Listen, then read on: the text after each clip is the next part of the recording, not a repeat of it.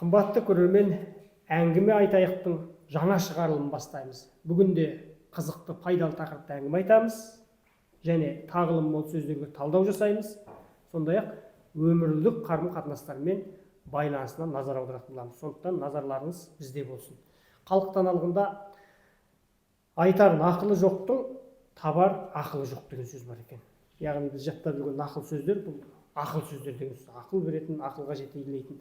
Сондықтан да мен бағдарламаны әдеттегідей нақыл сөздерден бастағым келіп отыр. Құс қанатын биікке ұшу үшін қақпайды, сол биікте қалу үшін қағады. Биікке ұшқысы келсе, тұмсығын көтерсе болғаны. Адамдарда солай.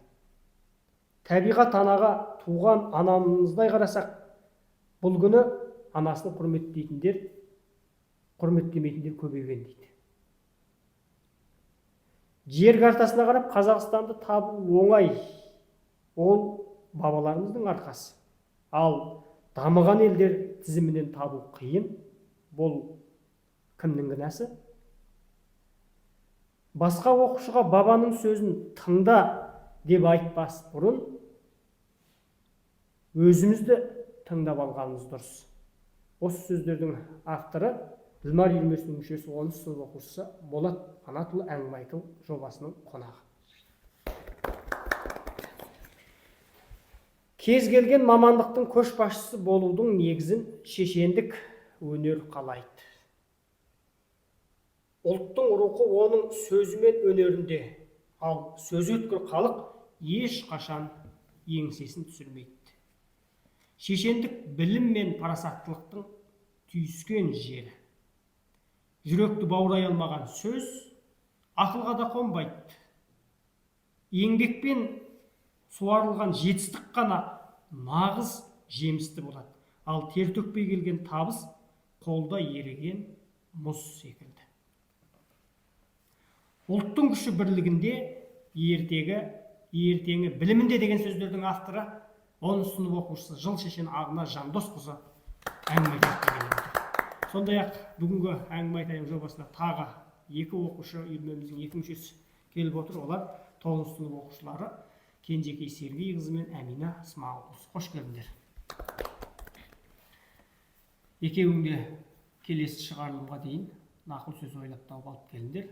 Біз бабалардың сөзімен ғана емес, балалардың сөзімен де бағдарламаны бастап талқылауға қарай көшкенбіз. Сонымен әңгіме айтайық жобасы қандай жоба деп ойлайсыңдар? Бұл әңгіме айтайық жобасы осы шешендік өнерді, шешендік сөздерді талдап, көрермендерге жолдау, түсіндіру мақсатында болған деп ойлаймын. Жалпы қазақтың кез келген сөзін тануында және сол сөзді дұрыс қолдану және талдауда осы әңгіме айтайық жобасы өзінің бір берері мол деп ойлаймын. Бір-бірлеріңе қандай әңгіме айтасыңдар? Шешендік әңгіме айтады. Мен жаққа сұрақ қойып көрейін, қандай әңгіме айтасыңдар? Қандай бағытта көп әңгіме айтасыңдар? Бір-бірімізге сабақ жөнінде, кітаптарды талдау жөнінде көп әңгіме айтамыз. Тағы басқа? Абай жолы жөнінде, шығармалар жөнінде. Кімдер? Оқушылар ма? Бөлмеде абай жолын талдаймыз. Абай жолын талдайсың. Жақсы. Әңгіменің де өзінің түрі болады, деңгейі болады, қандай әңгіме айту деген сияқты. Сондықтан да әңгіме айту деген дүниені түсініп алсын деп отырмын. Сол айтсайшы.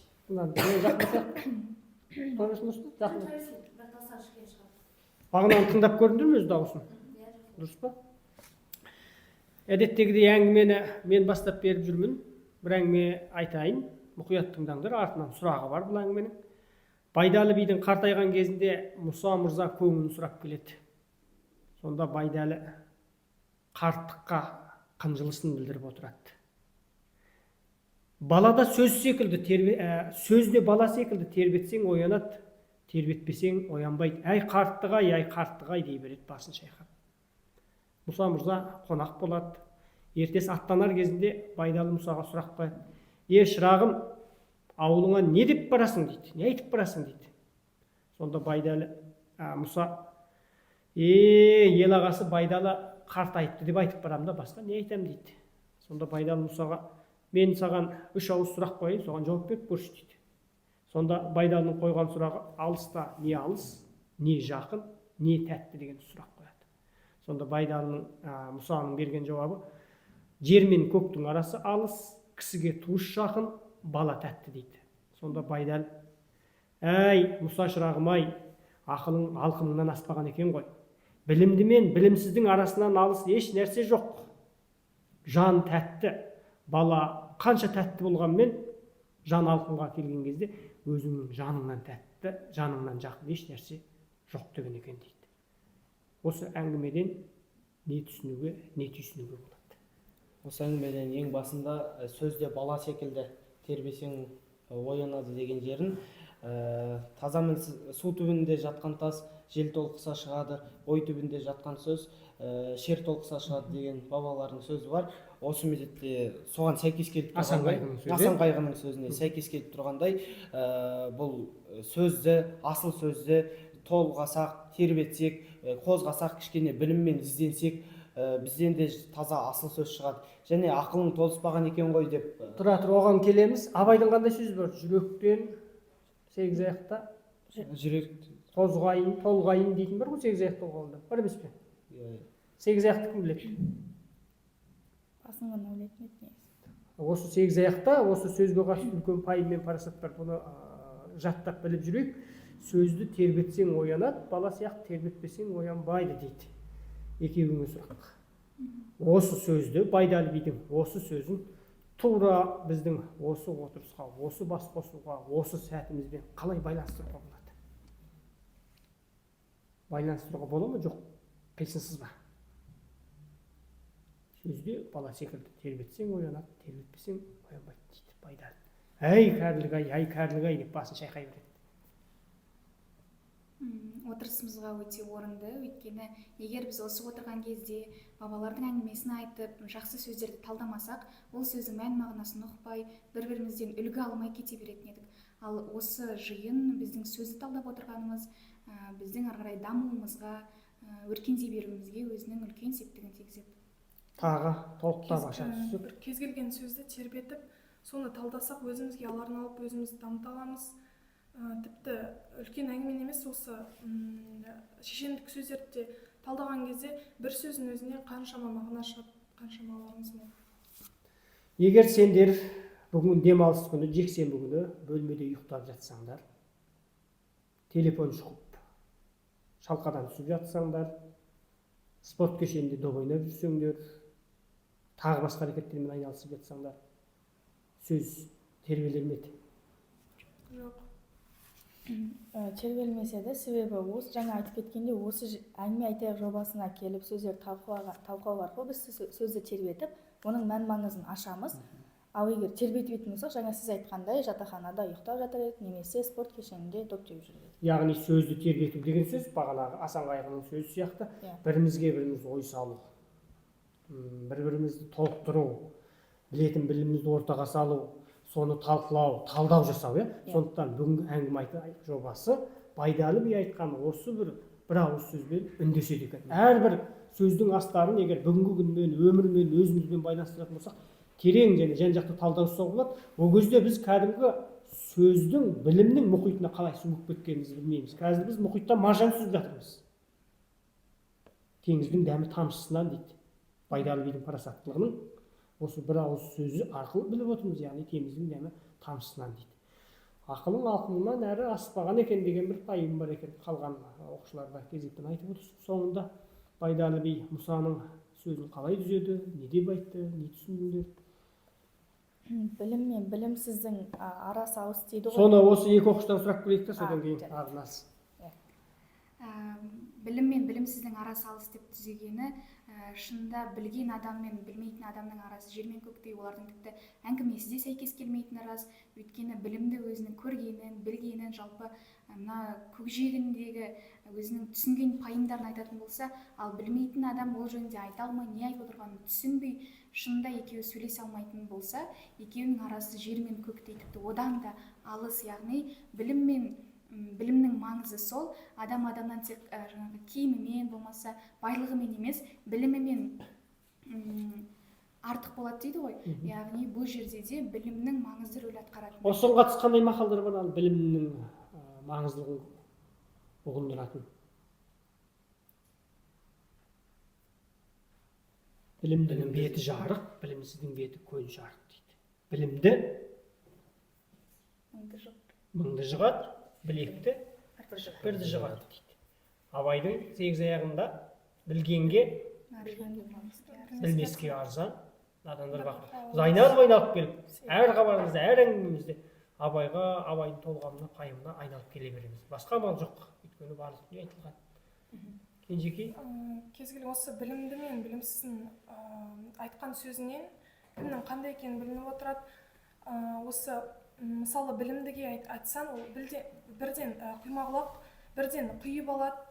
Ал білімсізге айтсаң айтады ғой, есікке айтқан ақыл сөз шыңға тіккен тумен тең, есікке айтқан ақыл сөз құмға сіңген сумен тең дегендей, білімдіге сөз айтсаң, оны бірден ұғып алып, өзінің пайымын ойын дұрыс жеткізе алады, және сол екеуінің арасы жер мен көктей, сөзіне қарап қайсысы білімді, қайсысы білімсіз екенін көре аламыз. Асан Қайғының біз жаттаған тағы бір сөз күледі екен.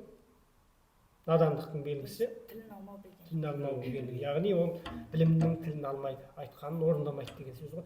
Ал осы біз талдап жатқан шешендік сөз әңгіме айтайық жобасы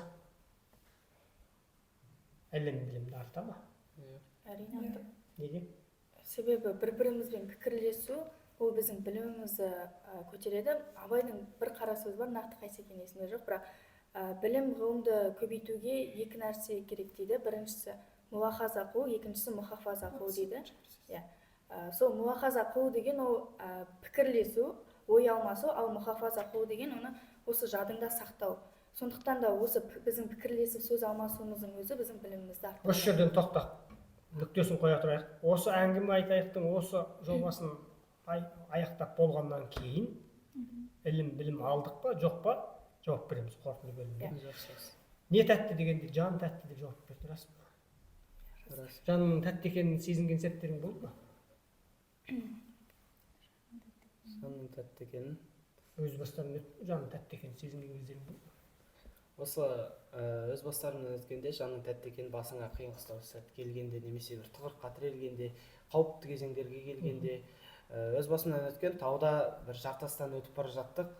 Сол кезде жанның тәттілігі екенін, адамның жаны тәтті деген содан түсіндім. Себебі ана жерде атты да ештеңкені ойламай, өзің жаның тәтті болып, құлақ кетпесем екен дегенде былай жантайып отырасың. Сол жан тәтті деген. Сол сәтте барлық нәрсе, барлық дүние әп сәтте бәрі керек емес, жаным аман қалса екен деген ғана дүние болады. Ана TikTokта менің алғаш рет жариялап өте көп көрілімге ие болған ана Атабайдың ақтасынан арғы жақта шығып қайтып келе жатқанда бір белгісіз нәрседен қорыққан кезде жанның тәтті екеніне менің де көзім жеткен. Сол кезде басыма мынадай ой келді, менің сүйегімді ел таба алар ма, таба алмай ма, өйткені менің тауға шығып кеткенімді ешкім білмейді ғой деген үлкен сондай бір сұрақ болды. Сондықтан жанның тәтті екені рас, жақындаған кезде сенің балаң, дүние мүлкің, жақының тағы басқа емес, өзіңнің жаның аса бағалы болып шыға келеді екен. Сондықтан Байдалы би осы сөзді бізге жеткізіп отыр. Сондай сәттерде мен арқама асынған сөмкем, ештеңкені ойламадым. Басында соларды қарап жүрдім, маған тапсырылған міндет болатын, соларды қара деп.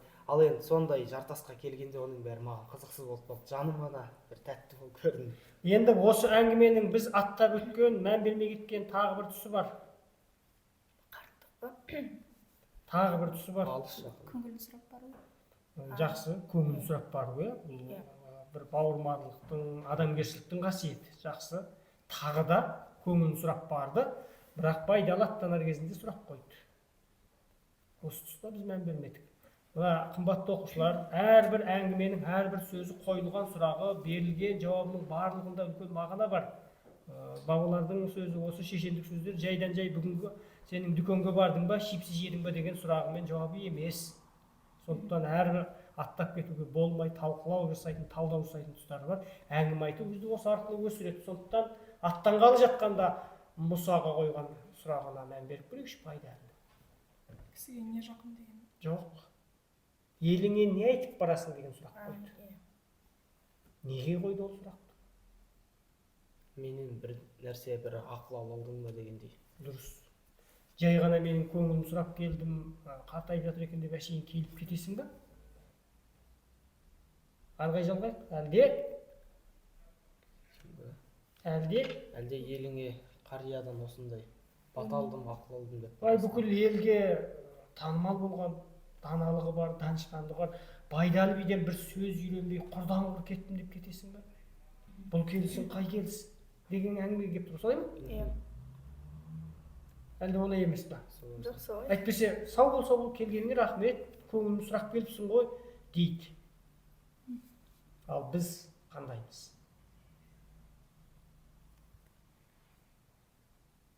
Біз қазір қандаймыз?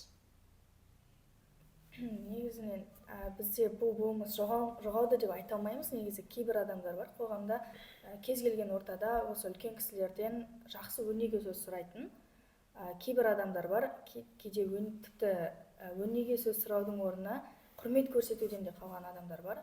Сондықтан менің ойымша қазіргі күнде біз кез келген ортада осы қарияларымыздан, жақсы адамдардан өнеге сөз сұрап, оны елге насихаттауымыз керек. Нақты сұрақ.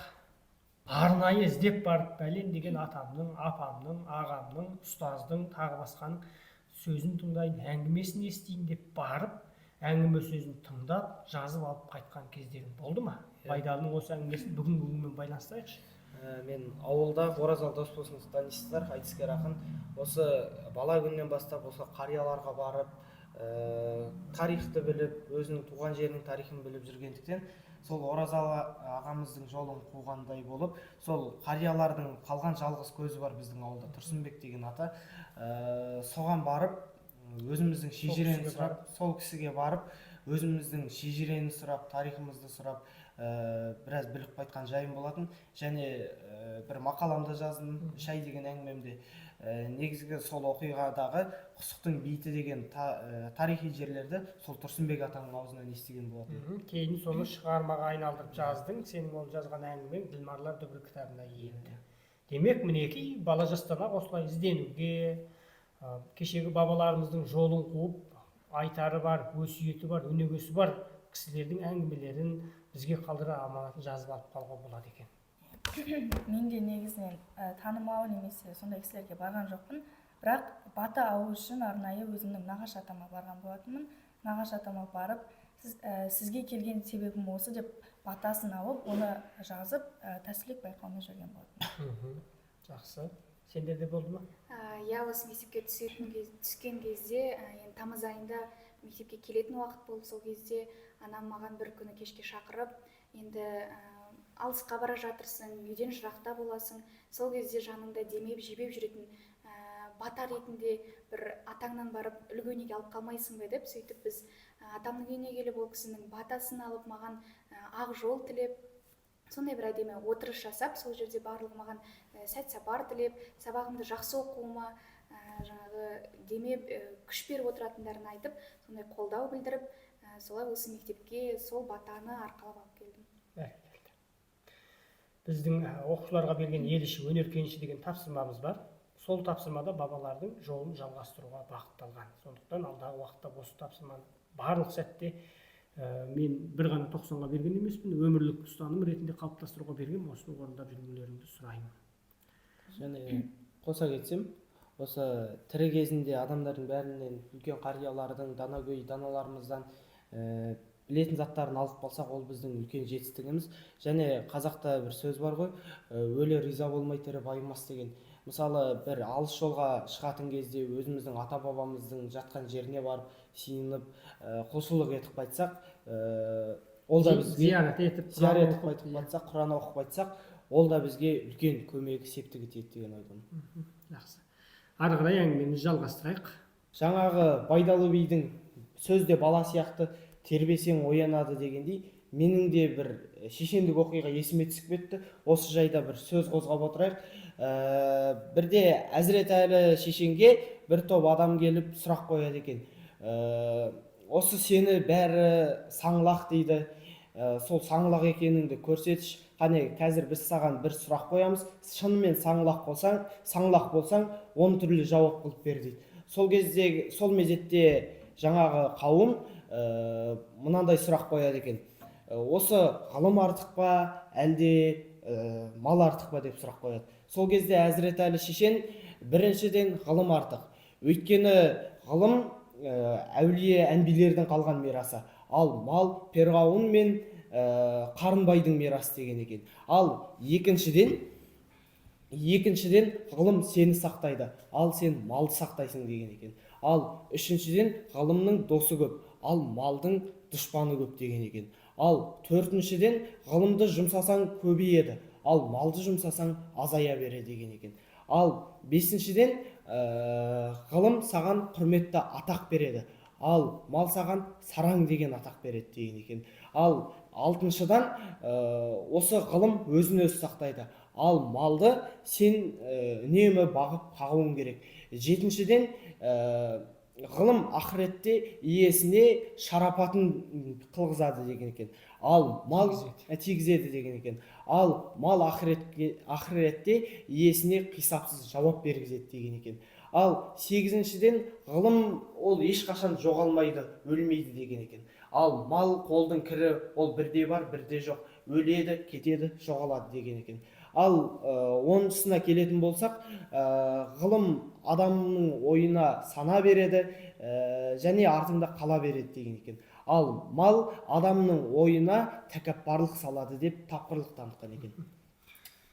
Кенжекей, Абайдың қара сөздерін жаттадың, 45 қара сөзін. Абай атам осы ғылымға қатысты не дейді?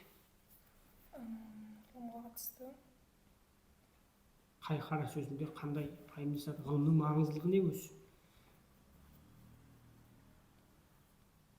ғылым жайлы бір нақты қара сөзінде айтқан дейсің. Сол жаңа Көп қара сөзінде. 38-ші қара сөзінде. Көп қара сөзінде бар, соның ішінде қателеспесем 10-шы қара сөзінде ғылымсыз дүние ісі де, ақырет ісі де жоқ. Ғылымсыз оқыған намаз, қылған ғибадат, қылған қаш, тұтқан ораза ешбір ғибадат орнына бармайды деген дейді. Яғни малды тапсаң ғылымға сал дейді. Өзің салмасаң балаңа сал дейді ғылымға. Өйткені ғылымсыз дүние ісі де, ақырет ісі де жоқ дейді. Сен Құдайды тану үшін де, өмірді тану үшін де, өмір сүру үшін де, жетістікке жету үшін де ғылым керек. Сол үшін ғылымның маңыздылығын айтады. Тағы қандай ой пайым айтуға болады ғылымға қатысты? Жаңа ағай Ғылыммен айналысасыңдар ма? Ғылым қызықтыра ма, түсінесіңдер ма? Иә, негізінен. Негізінен бір сөз айтып жіберейінші. Жаңа ғылымды малға ғылым қалай еді? Жаңа 10-шы қара сөз айтылады ғой. Малыңды ғылымға сал. Иә, малыңды ғылымға сал, өзің оқи алмасаң балаңа оқыт дейді ғой. Сол секілді жаңағы Абайдың өзінің сөзі бар ғой. Құдайдан қорық, пендеден ұял, балам бала болсын десең, оқыт мал аяма дейді. Жаңа бала өзіңнің артынан қалған із болғаннан кейін балаң сенің атыңды шығаратын тұлға болып қалыптасу керек. Ол үшін әрине мал да керек, бірақ малды тек жақсы жолға, яғни ғылымға салу керек деп ойлаймын. Сол қара сөзінде малды адамшылықпен тауып, адамшылық жолына, ғылым жолына жұмса дейді. Мен ешбір қазақ көрмедім. Иттікпен малды иттікпен тауып, адамшылық жолына жұмсаған. Иттікпен табады, иттікпен жоғалады. Сондықтан мал табу үшін де ғылым керек. Қымбатты оқушылар, ғылым білім саласына назар аударуға, ғылым білімді игеруге бар уақыттарыңды жұмсауларыңды сұрайын. Шешендік өнер ғылым ба? Не үшін? Шешендік өнер әрбір сөзін зерттесек жалғаса беретін бір түпсіз терең, әрі ашылмаған сан қилы тарапы бар, жолы бар, өзіндік бір бағыт. Бұл ғылым, шешендік өнерді ғылым қылып алсақ, мысалы зерттейтін дүниелер көп. Мысалы қазіргі таңда бұрынғы байырғы сөздердің ескіріп, еске түспей қалып, мысалы ұмыт болып бара жатқандарын, осы шешендік өнер, бабалардан қалған шешендік әңгімелердің ішіндегі сол сөздерді қайтадан зерттеп жандандырудың өзі бір ғылым деп санаймын. Шешендік өнер ғылым, риторика ғылымы деп аталады. Біздің заманымызға дейінгі 5-ші ғасырларда ежелгі Рим жерлерінде ғылым ретінде әлдеқашан қазығын қағып қойған. Шешендік өнер және көп ғылымды өзара байланыстыратын ғылым. Сен шешен болу үшін, бағана айтқанымыздай, жаратылыстану саласында, қоғамдық ғылымдар саласында, тарихты да, мәдениетті де, педагогикада, психологияда, мәдениеттану, әлеуметтану, философия бүкіл салаларды жетік білуің керек. Бұл бір. Екіншіден, шешендік өнердің бір бағытының өзі Ахмет Байтұрсынов жүктеген білімі шешенсіз. Яғни ғылыми тақырыптарда, ғылыми бағыттарда шешен сөйлеу. Сондықтан шешен болам деген адам міндетті түрде ғылымның барлық саласын, ең кемінде бір саласын, бір бағытын жетік жақсы білгені дұрыс. Сондықтан бүгінгі Болаттың айтқан әңгімесіне осындай бір түйін шығарып қояйық. Себебі Хакім Абайдың сөзі бар: ғылым таппай мақтанба дейді. Басқа нәрселердің бәрімен мақтану бәрі бос. Киіміңмен мақтану, көлігіңмен мақтану, үйіңмен мақтану, тағы басқамен мақтану. Тек қана ғылым тауып мақтан. Егер біз осы шешендік өнерді ғылым ретінде дамытып, жоғары деңгейге жеткізіп, осы жолда қызмет етіп мақтансақ, біздің мақтанғанымыз әбестік емес, жарасымды. Абайдың тағы бір сөзімен осы тақырыпқа нүкте қояйық. Адам баласы адам баласынан ақыл, ғылым, ар, мінез деген нәрселерін озады, одан басқа нәрселерін озам деудің бәрі ақымақтық дейді. Олай болса біз ақыллылардың жолында осы ақыл, ғылым, ар, мінез деген қасиеттерді өз бойымызға, өн бойымызға тартайық. Жаңа ғылым таппай мақтанба дедіңіз ғой. Сол кезде менің есіме мақтан туралы мына бір шешендік әңгіме түсіп отыр. Сырым Хиуа хандығында жүргенде бір той үстінде Хиуа ханы Сырымға келіп, қазақта ас мас, ат мат, жігіт мігіт деген сөздер бар. Соның мағынасы қандай деп сұрайды. Сонда Сырым: сіздің сұрағыңызға тойдан кейін жауап берейін дейді. Сол тойда Сырымның аты бәйгеден озады. Жолдасы палуан күрестен жығып бәйге алады. Той жиын бітіп, жұрт тарқағаннан кейін Сырым ханға келіп: осы тойда бізде тойда Астама, ас қой, той мәнде. Мен тойды Болып жатқан. осы аста Жақсы. Жұртқа қой сойып құйрық, жылқы сойып қазы береміз, сусынға қымыз береміз. Мұны ас дейді. Ал тас табаққа сауып тартқан шөп шалам мен Бүгінгі салат деп қоятындар ғой. шөп шалам мен сусынға шай дегенді мас дейміз. Алқа топта күресте жыққан ерді жігіт дейміз, жер қауып жығылғанды мігіт дейміз. Бәйгеден оза шапқан жүйрікті ат дейміз, артта қалған тұғырды мат дейміз. Міне осы қазақта ас, мас, жігіт, мігіт, ат, мат деген сөздердің мағынасы осында дейді. Бұл жерден ас, мас деп жаңағы қазіргі заманға келіп тұрғанын түсінемін. Және осы жерде менің ойыма тағы да бір ой келді. Ас, мас дегенге өзім жеке бір пікір айтып көрсем, ас дегенге шын көңілмен тартқан ас деп берілсек, ал жақтырмай осыдан құтылсам екен дегендей берген асты мас деп білсек деген өзім шығарып қойсам. Ойды ой болады демекші. Жаңа Болат айтқан ас деген ол құрметпен, сый сияпатпен берілген, жақсы күтіп алғандағы деп айтты ғой. Сол жерде Төле бидің шешендігі есіме түсіп кетті. Арқаға жиналған кезде Төле би кешігіп келеді. Соған шамданған қарт билер Төле би келген кезде орнымыздан тұрмай қояйық деп уәделеседі. Бірақ Төле би келген кезде барлығы орындарынан тұрып кетеді. Ал оны Төле бидің шешендігін сынамақ болған үлкен кісілер бақ дегеніміз не, байлық дегеніміз не деп сұрақ қояды. Сол кезде бақ ұзатылған қыз, байлық қолда еритін мұз, ал өмірдің ең жақсы сыйы бала, артта қалған із. Өмірдің ең жақсы сыйы сыйласқан сіз бен біз деп жауап берген кезде бәрі орнынан тұрып Төле биге құрмет көрсетеді. Сол жерде жаңағы құрметтің қазақ қоғамындағы мынау дастархан жайып ас берудің үлкен рөл ойнайтындығын және бұл адамдардың арасындағы жақын бауырмалдықты жақындастыратынын айтқым келген. Тағы бір мәселеге назар аудармадық. Неге Төле би келгенде орнымыздан тұрмайық деді? Неге тұрып кетті? Неге сөздерінде уәдесінде тұрмады? Төле бидің мысы басып кетті. Төле бидің мысы басып кетті. Себебі Төле би бұған дейін талай еңбек сіңірген, талай еңбек еткен, құрметті, ел ішіндегі құрметі жоғалмаған сыйлы адам болған. Сол үшін бір оқиғаға бола барлығы құрметтемей қоймау керек екенін түсінді да, сол кезде орнынан тұрып кетті деп ойлаймын. Одан кейін осы қорытынды айтылған пікірдің Төле биге қаратқан, билердің Төле биге қаратқан көзқарасымен байланысы бар ма? Біз енді алғашқы екеуін талдадық, осы үш әңгімеде де талдадық, бақты да, дәулетті де, баланы да талдадық. Соңғы айтылған сөз. Өмірдің ең жақсы сыйы сыйласқан сіз бен біз. Осы отырған кезде бұл Төле би тұрмай қойғандарды бір жағынан сынау мақсатында олардың бұл істегендері ағаттық болғанын да айтқысы келген сияқты. Өйткені сыйласып бірімізбен біріміз кешігіп келгенімізді не болмаса басқа айыптарымызды ашпай қайта бір-бірімізге деген сыйластығымызды жоғалтпасақ, сол біздің өмірдегі ең жақсы бір көрген қызығымыз болар еді деп, соны бір үлгі ретінде келесі адамдарға өнеге ретінде айтқан сияқты. Жалпы осы сыйластық бізді неге жетелейді деген сұрақ қойсам болады. Сыйластық ол адам бойындағы ең жақсы қасиет қой. Сыйластық болса бірлікте болады. Осы тұста Ақтанберді жыраудың сөзі бар ғой. Бірлігіңнен айырылма, бірлікте бар қасиет дейді. Бірлікте болған адам міндетті түрде белгілі бір жетістікке жетеді. Осы елінің дамуына өзінің үлесін қосады. Неге осы өмірдің басты құндылығы, басты ерекшелігі сыйластық деп отыр? Басқа да көптеген құндылықтар, қасиетті дүниелер бар ғой. Өмірдің ең қызығы, ең мағыналысы сыйластық деп неге айтты? Бұл сыйластық дегенді сол заманда болғанда ең жоғарыға қойған.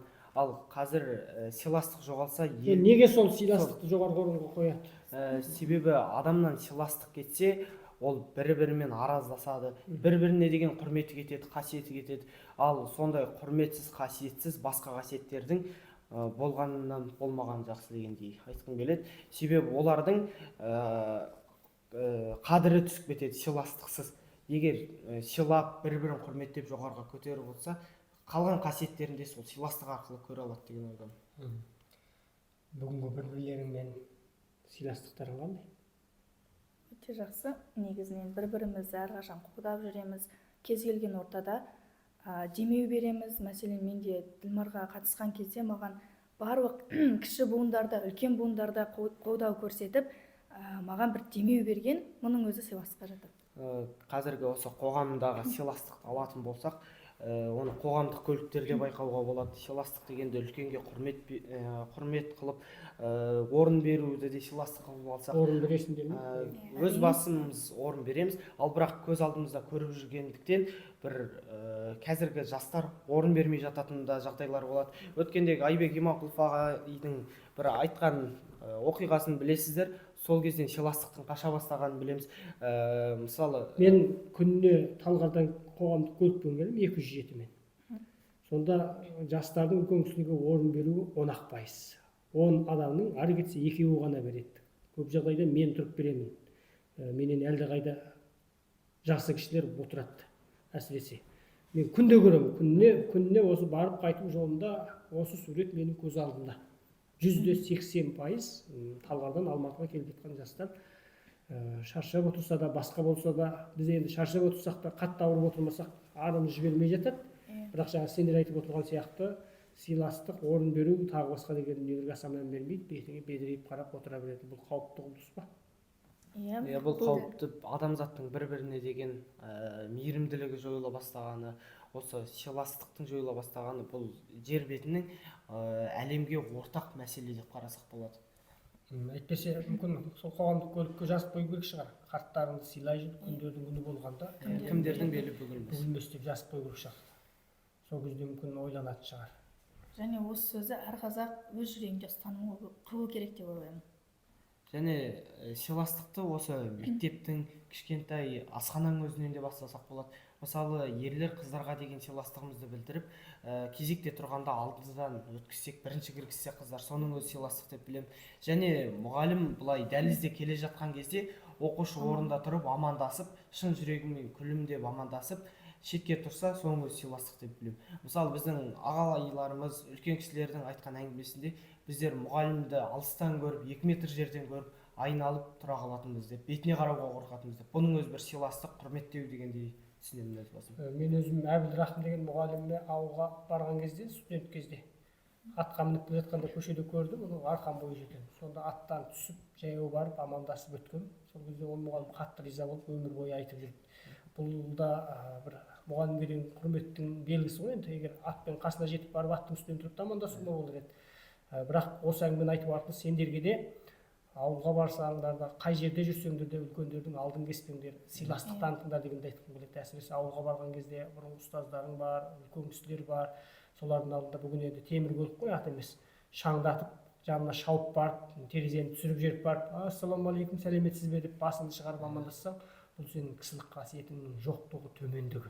Сондықтан жаңағы көліктен қарғып түсіп, анау көз көрген жерден жүгіріп жетіп барып, аңғылдап барып, адамгершілігіңді танытып амандассаң, бұл сенің сыйластығың, кісілігің, кішілігің, ізгілігің.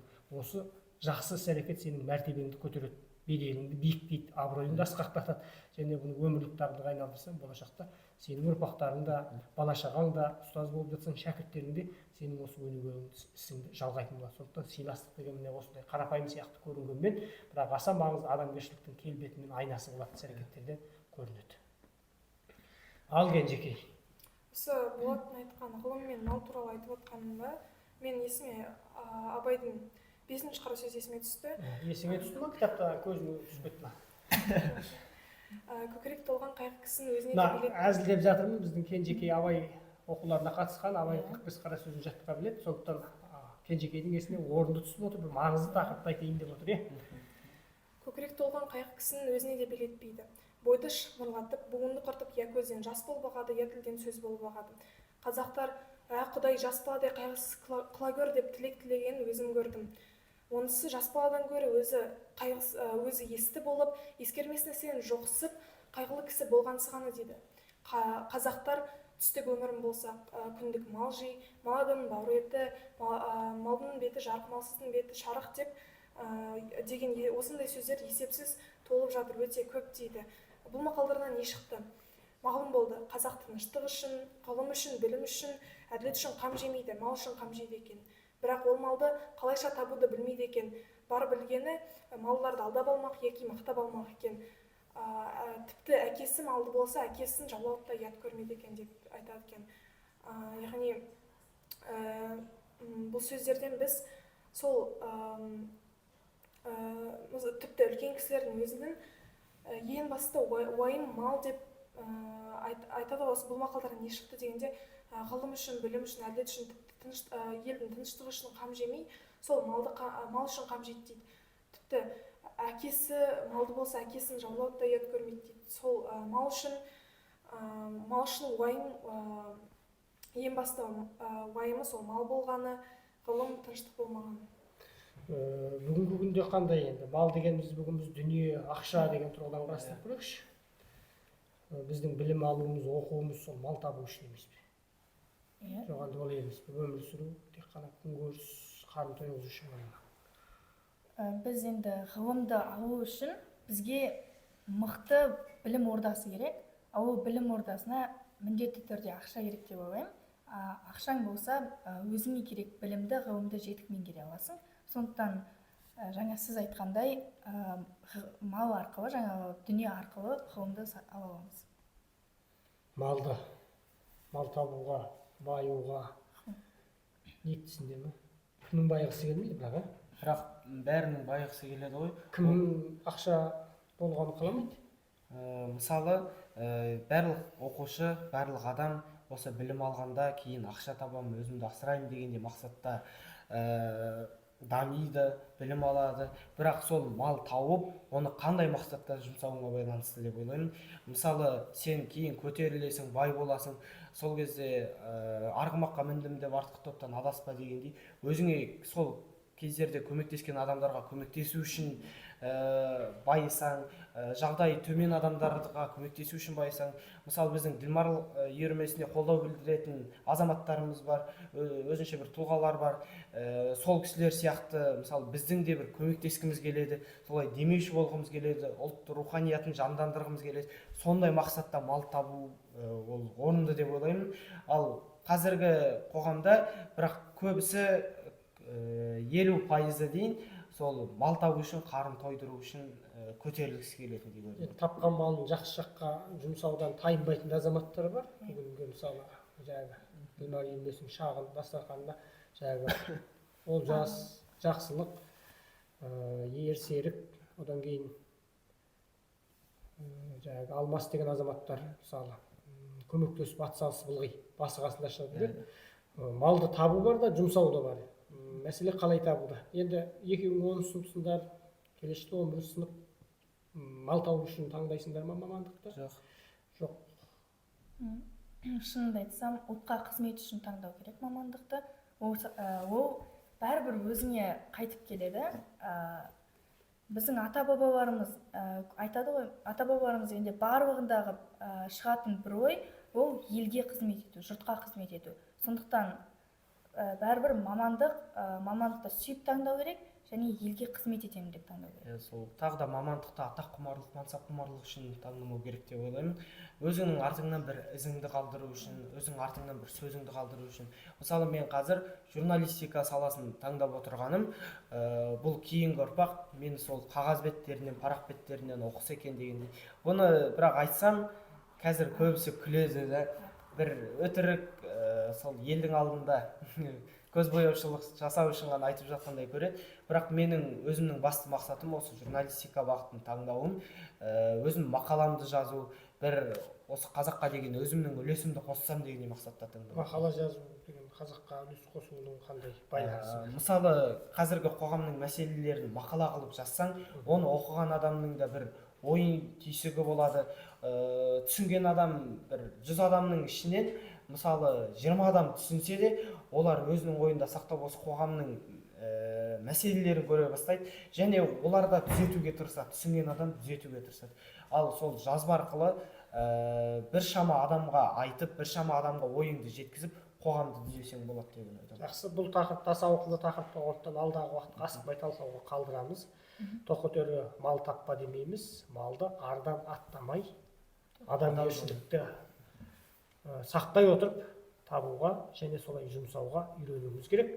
Бірақ бәрібір айналып келіп, абай атам айтқандай, ғылымды бірінші орынға қойғанымыз абзал. Енді біздің әңгіме айтайықтың тұрақты бір жобасы бар, онда белгілі бір сөздерге талдау жасау. Бүгін мен талдау жасауға, талқы жасауға, ойлануға, сөз тануға бір сөз ұсынайын. Бұл сөз сендер үшін мүлдем бейтаныс сөз, бұрын соңды естімеген болулары мүмкін, кітаптан оқымағанда шығасыздар, оқысаңдар да мән бермеген шығарсыздар, бірақ бірге талдау жасап, ең соңында осы сөздің мағынасын біле жүретін болайық. Бұл ноқта ағасы деген сөзді білесіңдер ме? Ноқта ағасы. Негізі оқығанбыз, бірақ мән бермей кеткенбіз. Ноқта ағасы деген қазақ сөзі бар екен, мағынасы не, мәні қандай? Ең бірінші мына сөзге мән берейікші. Ноқта деген сөзді білесіңдер ғой енді. Ноқта деген не өзі? Ноқта деген ат әбзерлерінің бір түріне жатады. Қандай түрі, қай жерінде тұрады, қандай қызметі бар? Мысалы, ноқта деген аттың басына кигізілетін, ноқталайтын бір ауыздығы болмайды ноқтаның. Аттың басын, мысалы, жайылымға жібергенде, жай ұстап тұрғанда атты тоқтатып. Ноқтаға не тағылады? Ауызы жоқ, шылбыр. Тізгін? Тізгін ол жүгенге тағылады. Тізгін жүгенге тағылады. Мал шаруашылығының баласы болғандықтан біліп отыр. Яғни ноқта дегеніміз атты байлауға, басқаруға арналған, бұрын енді теріні илеп, соны өріп, әдемілеп, әшекейлеп жасайды. Қазір енді әртүрлі жіп дүниелермен жасап жүр ғой. Ал енді ноқта деген сол екен. Енді ноқта мен ағаның байланысы қандай болуы мүмкін?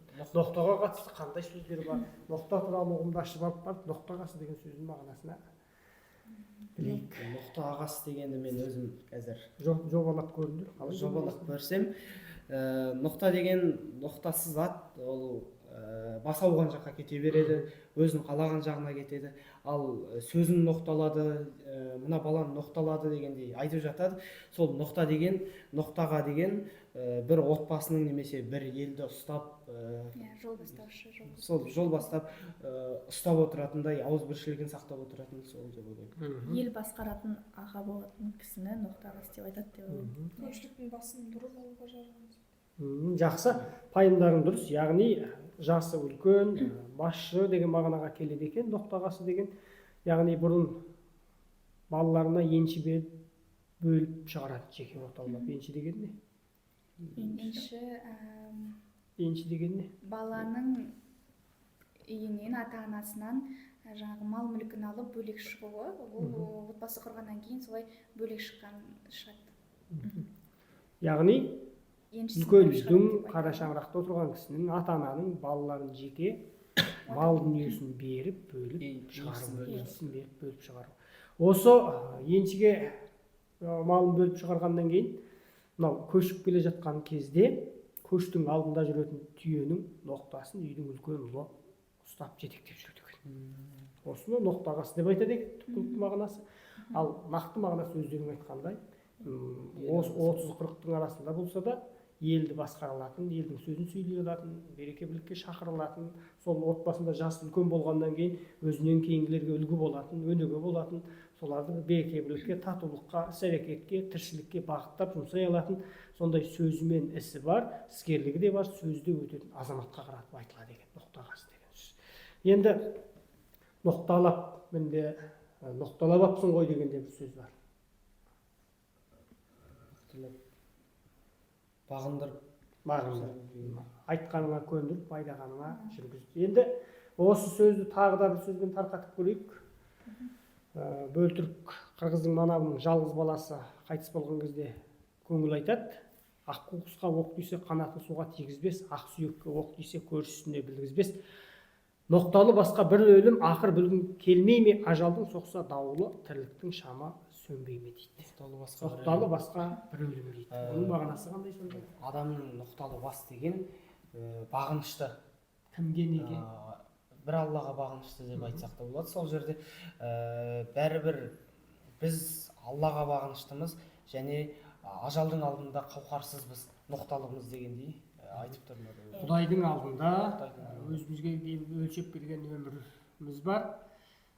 Құдай салды құл көнді дейді.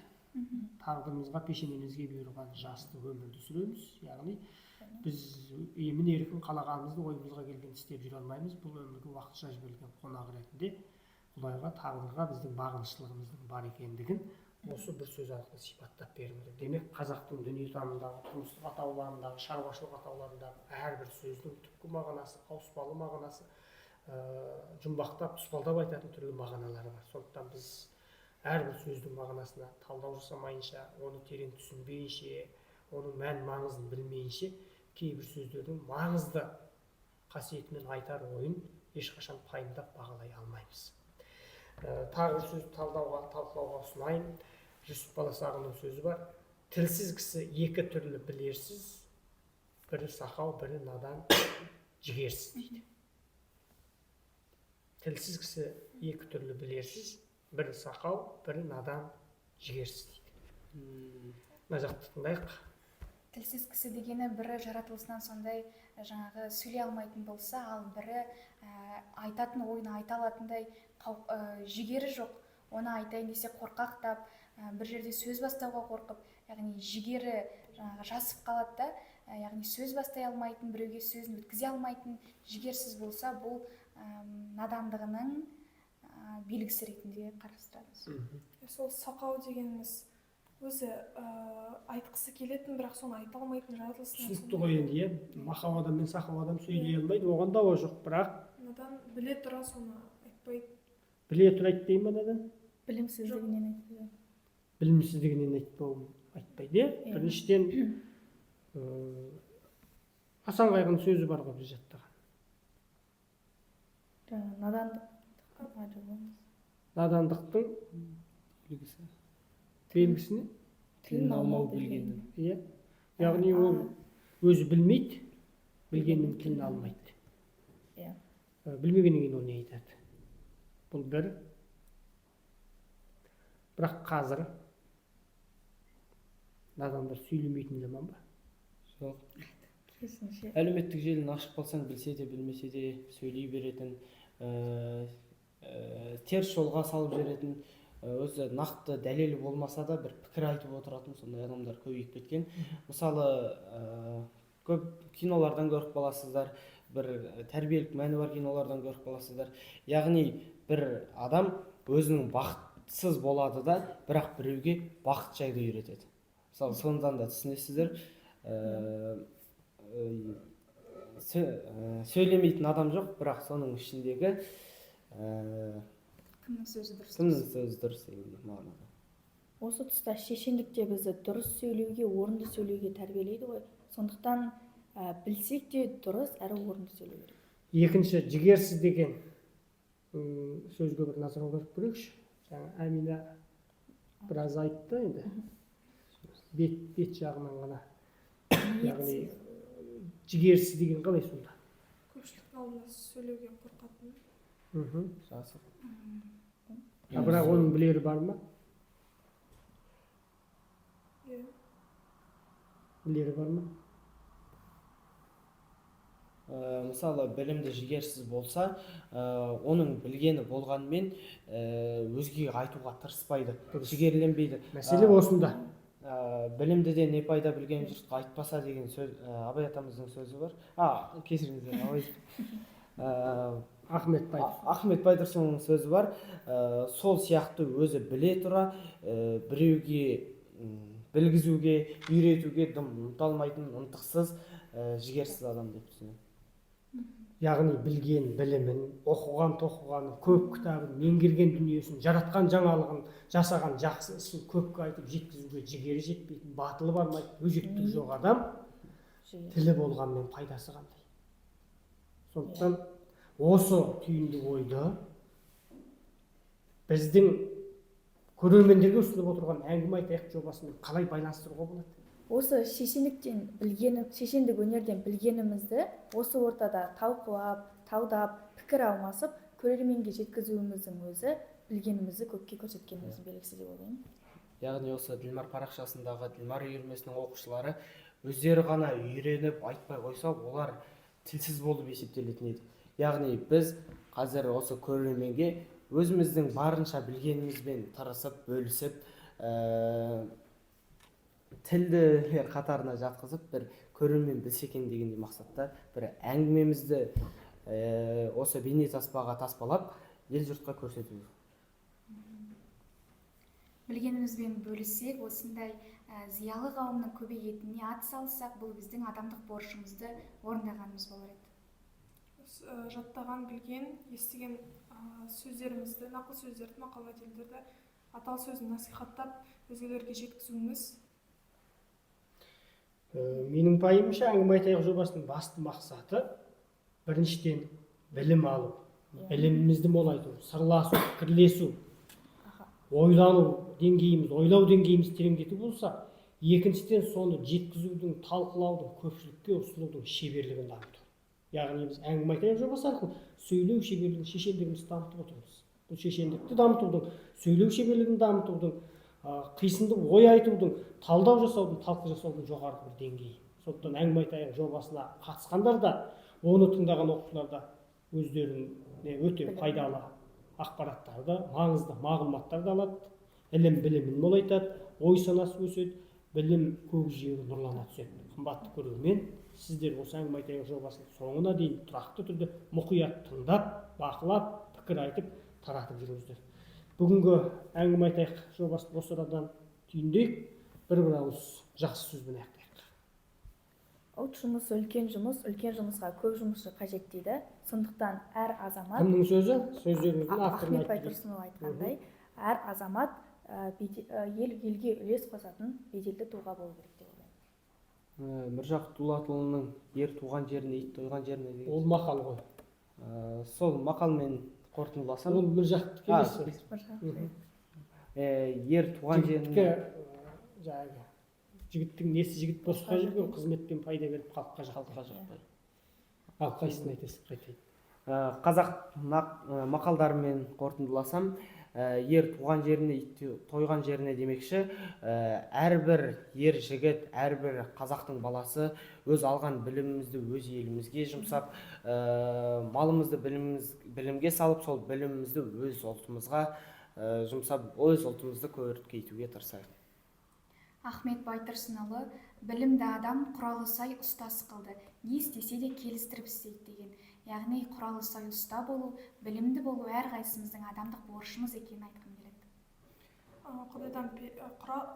Құдайдан қорық, пендеден ұял деген, балаң бала болсын десең, оқыт мал аяма дегендей, малымызды тек қана тауып, оны ішіп жеуге ғана құртпай, оны білімге, ғылымға жұмсау. Жақсы. Бүгінгі әңгіме айтайықты шешендік өнер кітабының авторы Дейл Карнегидің мына сөзімен аяқтағым келіп отыр. Жетістікке жетудің ең қысқа жолы дұрыс сөйлей білу дейді. Олай болса, біздің әңгіме айтайық жобасы да дұрыс сөйлеуді, нақты сөйлеуді, қысқа сөйлеуді, дөп сөйлеуді, дәл сөйлеуді үйретеді. Сіздер де осы жобадан өздеріңізге қажеттіні алыңыздар. Әңгіме, тәрбие туралы әңгімеміз жалғаса береді. Әңгіме айтайық жобасы пайдалы болды ма? Не түсіндіңдер, не түйдіңдер? қысқа нұсқа бір ауыз пікірлеріңді. Әрине бүгінгі әңгіме айтайық жобасы өте тиімді болды. Көптеген жаңа сөздермен таныстық, өзімізге ұмыт болғанмен, ұмыт болып бара жатқан сөздерді қайтадан жаңғырттық деп ойлаймын. Және өзімнің басты түсінгенім, басты түйгенім сыйластықты бәрінен де жоғары қою керектігін. Және өз мамандығымызды тек мал табу үшін ғана таңдамай, осы ұлтқа қызмет ету үшін және ел жұртқа көмектесу үшін таңдауымыз керектігін түсіндім. Қысқа айтатын болсам, ғылымды өзің үшін емес, елге үлес қосу үшін оқуың керек. Жақсы. Бүгінгі талдаған сөздеріміз, ноқтағасы деген секілді сөздер біздің пайымымызды кеңейтетініне және осы әңгіме айтайық жобасы білімімізді дамытатынына көзім жетті. Осы отырғанның өзінде біраз нәрсе ұқтық, пікірлерімізбен алмастық, бұның бізге өте пайдалы екенін және дамуымызға өте үлкен үлесін тигізетінін түсіндім. Өзімізге ғана емес, халыққа қызмет ету және арамызда біріміздің құрмет, үлкенге құрмет, кішіге ізеттің болуы және малды тек сол ішіп жеуге емес, білім ғылымға жұмсау және білгенімізді өзгеге, осы әңгіме айтайық жобасының өзі насихаттап отыруымыз, білгенімізді өзгеге насихаттап жүру. Шындарында айтыңдаршы, кез келген уақытта шаршап тұрғанда, ұйқыларың келіп, демалғыларың келіп, қыдырғыларың келіп тұрған кезде шақырып алып әңгіме айтайық десек, келесіңдер ме? Иә, Келетін болды. Келесіңдер ме? Мен де негізі солай келдім осы әңгіме айту жобасына. Рахмет, аман болыңыздар.